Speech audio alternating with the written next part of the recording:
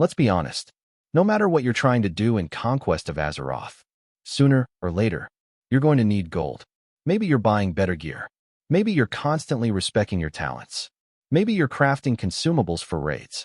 Or maybe you're just tired of opening the auction house and realizing you can't afford anything you actually want. We've all been there. And here's the mistake I see a lot of players making.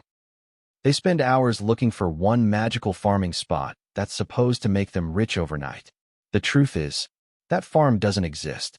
The players who always seem to have thousands of gold aren't usually doing one amazing farm. They're doing several consistent farms every single day. They've built a routine. And that's exactly what we're going to talk about today. Instead of chasing lucky drops or relying on rare items that may never appear, I'm going to show you the daily activities that give you steady, reliable income. Some of them only take a few minutes. Others are perfect if you've got an hour to spare. But together, they can make a massive difference over time. So whether you're a brand new player trying to build your first pile of gold or an in-game player looking to fund raids, professions, and gear upgrades, this guide should give you a much clearer idea of where your time is best spent. Alright, let's start with what I think is the biggest mistake players make. Stop chasing lucky drops. I think every MMO player has done this at least once. You watch a YouTube video. Someone gets an incredibly rare drop worth hundreds of gold. And suddenly you spend the next 3 hours farming the exact same spot. Nothing drops. You leave disappointed. Sound familiar? The problem isn't that those drops don't exist. They absolutely do. The problem is building your entire gold-making strategy around luck. The players who consistently make money aren't gambling. They're making guaranteed gold first, then treating rare drops as a bonus. That's a huge difference. Instead of asking, what's the richest farm? Start asking, what's the most reliable use of my next hour? Once I changed that mindset, I noticed my gold started climbing every single day instead of staying completely random. And honestly, that's the biggest piece of advice I can give anyone watching this video. Build a routine. Don't chase miracles. Daily farm number 1, gathering routes. If you're looking for reliable income every single day, gathering professions are still one of the safest places to start. I know, it isn't the most exciting answer. Running around collecting herbs or doesn't exactly sound thrilling. But here's why it works. Crafting players always need materials. Raiders need consumables.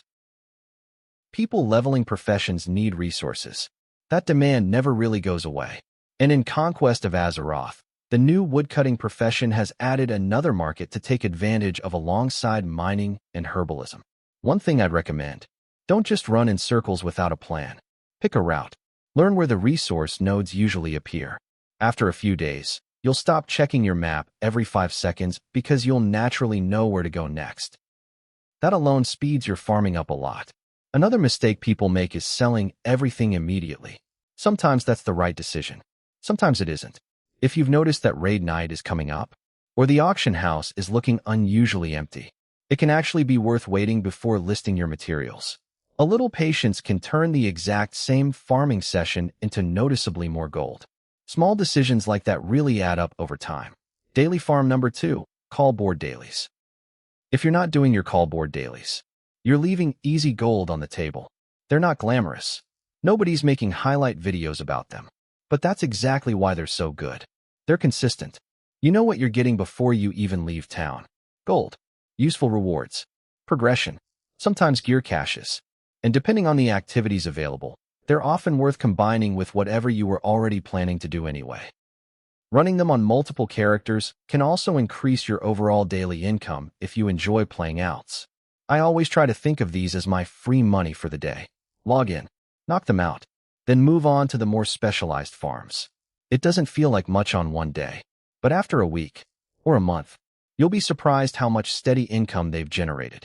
So that's your guaranteed foundation. Gathering, daily activities, reliable gold that doesn't depend on RNG. Now let's move on to something that has the potential to make significantly more money. Dungeon farming. And this is where things start getting really interesting. Daily farm number 3, dungeon farming. Alright, let's talk about the farm that probably gets mentioned more than anything else whenever players start talking about making gold. Dungeons. And honestly, there's a good reason for that. A good dungeon run doesn't just give you one way to make gold. It gives you several. You're getting raw gold from enemies. You're picking up vendor items. You're collecting crafting materials. And if you're lucky, you might even walk away with a valuable world-forged bow or another item that's worth putting on the auction house. That's why dungeon farming stays relevant throughout almost every stage of progression. But here's something I see people doing all the time. They spend 20 minutes clearing every single enemy, every corner, every room, just because it's there. And most of the time, that's actually slowing them down. The players making the most gold usually aren't trying to kill everything. They're targeting the enemies that actually matter. The ones with the best loot tables, the fastest route, the quickest reset. Think about it this way. Would you rather spend 45 minutes doing one slow dungeon, or complete 3 efficient runs in the same amount of time? For most players, efficiency wins every single time. Another tip, don't ignore your inventory. Seriously. Nothing kills a farming session faster than realizing your bags are completely full halfway through a run. Sell junk, vendor gray items, mail valuable materials to an alt if you need to. The less time you spend organizing your bags, the more time you're actually making gold. Daily farm number 4, Manatorm activities. Now let's move on to something that's become a regular part of many players' daily routine. Manatorm. If you've never paid much attention to it, you're probably missing out. One thing I really like about Manatorm content is that it gives you another way to earn valuable rewards without feeling like you're doing the exact same activity every day. That variety matters. Because let's be honest, running the same dungeon 10 times in a row gets old. Mixing different activities together keeps the game feeling fresh while still moving your character forward. Depending on the rewards available, you can earn useful currencies, crafting materials, or items that either save you gold or can eventually turn into more gold through the economy. It's not always about getting one massive payout. Sometimes it's about stacking lots of smaller rewards that add up over the course of the week. That's something newer players often overlook. They only chase the biggest number. Experienced players understand that consistent progress usually beats lucky jackpots. Daily farm number 5, the auction house. Now, let's talk about something that almost nobody considers a gold farm. The auction house. And no, I'm not talking about buying low and selling high like you're running a real-life stock market. I'm talking about selling smarter. Here's what happens. A player spends an hour gathering materials. They run straight to the auction house. Throw everything up for whatever price is listed. Then wonder why nothing sells. Sound familiar? Instead, take 30 seconds before posting anything. Look at the market. Is there a huge amount already listed? If there is, maybe wait. Prices change constantly throughout the day. Raid nights often increase demand. Weekend players buy different things than weekday players. Those small timing differences can make a surprising amount of extra gold over time. Another thing, don't underestimate smaller items. Everyone wants the expensive epic that sells for hundreds of gold. But sometimes the fastest money comes from inexpensive materials that sell within minutes because players always need them. Fast sales are still good sales. Gold sitting in your mailbox tomorrow is usually better than an expensive item sitting on the auction house for a week. Daily farm number 6, play more than one character. Now this tip obviously isn't for everyone, but if you enjoy having alts, they can become one of the best sources of daily income in the game. Think about everything we've already covered. Daily activities, gathering, dungeon rewards, profession cooldowns. Now imagine doing those on 2 or 3 characters instead of 1. Your income starts stacking much faster.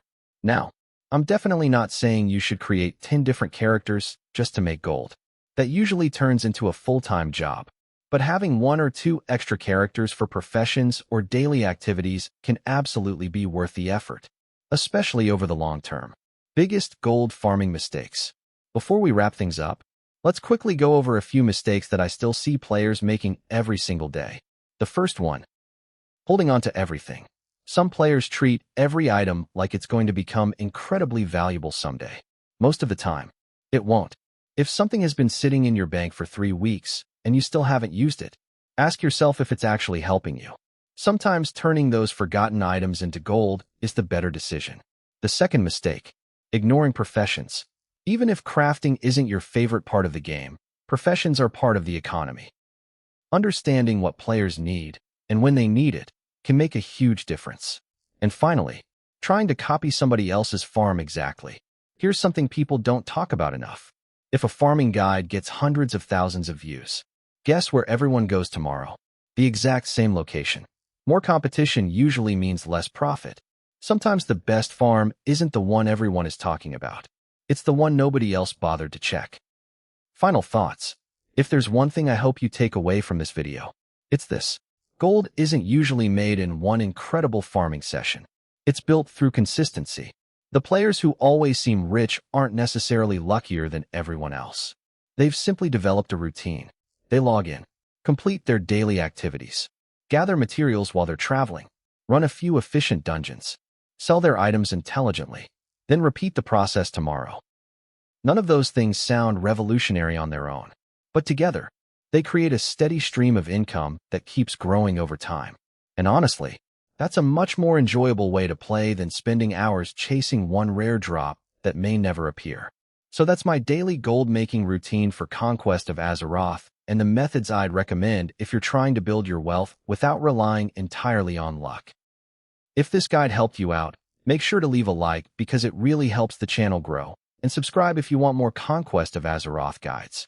I've got class guides, profession breakdowns, solo builds, leveling tips, mythic dungeon strategies, raid guides, and plenty more videos coming very soon. Now I want to hear from you. What's been your best gold farm recently? Did I miss a method that's been making you a fortune? Drop it in the comments.